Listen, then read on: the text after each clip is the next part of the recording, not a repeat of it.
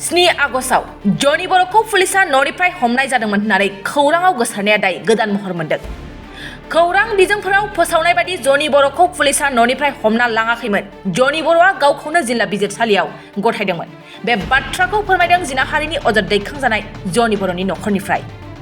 दान मोनथामसोनि सिगां बाक्सा जिल्ला बरबरि पुलिस थानानि बेन्दोंआव थानाय बागानपारा गामिनि जनि बर'खौ खाथि गामिनिनो सासे सिख्लासाखौ जिनाहारि खालामदों होननानै पुलिस थानायाव बिथांनि हेंथायै मोनसे केस थिसननाय जादोंमोन। बे केसखौनो लानानै जनि बर'आ पुलिसनि नोजोरनिफ्राय आनज्रायनानै दंमोनब्लाबो नाथाय थांनाय जुलाइ दाननि 3 खालारखालि बिथाङा जिल्ला बिजिरसालियाव गावखौनो गथायदोंमोन आरो 7 आगस्टआव बरबरि थानानि पुलिसा नायबिजिरनायनि असिलायै थानायाव लाबोनाय जादोंमोन। बेखौनो लानानै माखासे खौरां बिजोङाव पुलिसा जनि बर'खौ न'निफ्राय हमनो मोनो होननानै फोसावनाय जादोंमोन। बेखौनो लानानै जनि बर'नि नखरा जनि बर'खौ पुलिसा न'निफ्राय हमना लाङाखैमोन, बिथाङा गावखौनो जिल्ला बिजिरसालियाव गथायदोंमोन होननानै रोखायै खेंफोरथि होयो।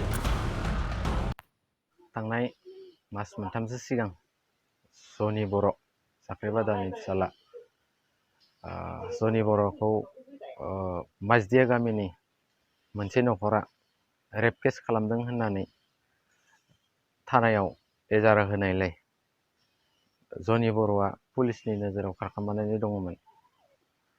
नाथाय बे पुलिस नोजोरनिफ्राय बिथाङा खारखोमाय दाखालिसो 31 जुलाइआव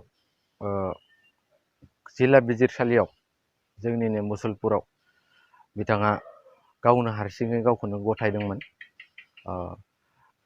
दा खौरां बिजोङाव नुनाय बादिब्ला खौरां बिजोङाव फोरमायनाय बादिब्ला 7 थारिख खालि जनि बर'खौ पुलिसफ्रा माबा मोनसे सोंनो बा माबानो लाना फैदोंमोन थानायाव। दा बिथांखौ जनि बर'खौ न'निफ्राय हमना लांदों होननानै खौरां बिजोङाव फोरमायनाय बाथ्राया नंखाय। बेखौ आङो खौरां बिजोङाव न'निफ्राय हमना लांदों होननानै खौरां बिजोङाव फोरमायनायखौ आं नुनो मोनदों। दा जनि बर'खौ न'निफ्राय हमना लाङाखै होननानै आङो नै खौरां बिजोंनि गेजेरजों आं खेंफोरथि होबाय। नंगौ नङा आं बेखौ मोनथिला। बिथांखौथ' जेलाव हरनाय जाबाय जनि बर'खौ। दा आयेना मा थिनो, आयेना मा बिजिरो बेखौसो जों नायनांसिगोन। आंथ' जाथिनि सायाव जेबो मोनथिला, गावसोरसो मिथिसिगौ। दा आयेना जि राहा लायो गोसो जासिगोन। गोजोनथाव खौरां! बाजाज बाइक सालायनो मोजां मोनग्राफोरनि थाखाय गोजोनथाव खौरां।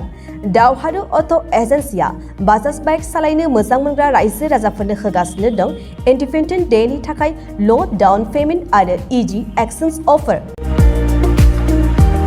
1 आगस्टनिफ्राय 15 आगस्टसिम होगासिनो दं क'क्राझार दावहारु अट' एजेन्सिया आरो क'क्राझार जिल्लानि सिङाव थानाय काराइगाव, दतमा आरो बडगावआवबो 3 आगस्टआव फेस्टिभ आउटलेट गोदानै बेखेवनो थांगासिनो दावहारु अट' एजेन्सि। बे गोदानै बेखेवनाय ब्रान्च श'रुमआवबो ल' डाउन पेमेन्ट आरो इजि एक्सचेन्ज अफार लानो हागोन। बाइक सालायनायाव